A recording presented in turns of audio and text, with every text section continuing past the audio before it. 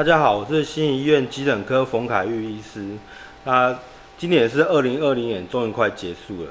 今年发生了好多事情，而且有好多年轻的名人就突然猝死了，这听起来非常恐惧，就像高以翔啊、小鬼。那这猝死要如何预防呢？或者是说，当事情发生的时候要怎么救援呢？这是依照美国心脏医学会在今年公布的急救准则。他有提到生存之恋的重要性。那当时事情发生的时候呢，就要赶快启动紧急的救援系统，之后执行高品质的 CPR。第三个环节呢是给予去站电击，通常在赶快紧接着由第4个环节就是高级心肺复苏术。之后第5个环节呢，就是到医院之后加护病房心跳停止之后的照护。紧接着最后好，不只要活得下去，还要活得好，还是希望可以后续复原，好好照顾，恢复到正常的生活。这6个环节都非常重要。前3个环节是一般人每个人都可以做的，那后3个环节是由专业人士去，这是我们的任务。那6个环节都非常重要，要紧紧的相接，才可以形成生存之链。那大概心因性猝死的盛行率大概有0.1到0.2%，大概台湾一年大概23000多个案例，大概换算了每小时大概2.6到5.2的一个事情发生，所以其实机会也不是那么低，大家都会遇到。那当时遇到的时候，大家就要赶快紧急的求救。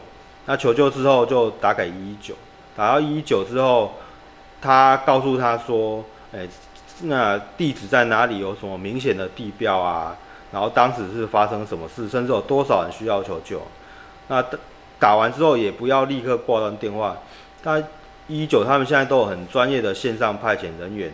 那除了赶快派遣救护人员到达现场之外呢，也会在线上来指导你如何进行下一步的急救。那心肺复苏术的重要性是说，它可以减少脑部的损伤，延长心室纤维颤动的时间，增加存活率。一般假如是心跳停止之后，没有给任何急救的处理，大概4到6分钟内，脑部就会永久的伤害。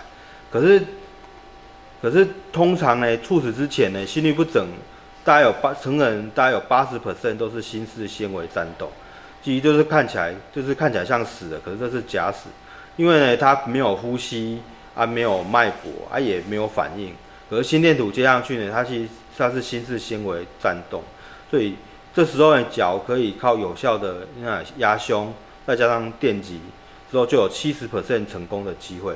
那你假如可以终止这个心室纤维颤动，那你假如这10分钟内什么都不做的话，大概只剩下1% 的机会会让它就是有办法心脏可以跳回来。所以这是代表我们第一时间急救的重要性。那 AED 呢？目前当然不会有人随身携带的 AED 去站电击器，不过大家现在在重要的公共场所学校甚至大型的餐厅商场都有配置的那个 AED。我们很幸运的，我们只要把它打开，照着它语音的操作，就是可以完成电击的工作。所以不要忘记，不要吝啬的去使用这个AED 这样子。那另外，去年我有遇到一个案例，他是一个49岁的男性，那突然在平常好像也没有什么特殊的疾病，那突然早上觉得好像不太舒服，那在家里就是咳了一下，就突然就倒下来了。那很幸运的家人在旁边，那也立刻拨打119，那发现是已经心跳停止，所以立刻给予心肺复苏术。那之后119到场之后，用电击器去电击了2次，所以后来到达医院之后，在我们接手急救复苏之后，有恢复心跳，可是仍呈现昏迷的状态。那当时就安排了断层，先排除脑出血、主动脉剥离。对，那排除之后，因为心电图怀疑心肌梗塞，所以启动温度控制的治疗。另外，赶快请心脏科的团队做紧急心导管介入打通血管。最后他3天之后脱离温度控制治疗，他意识也逐渐恢复。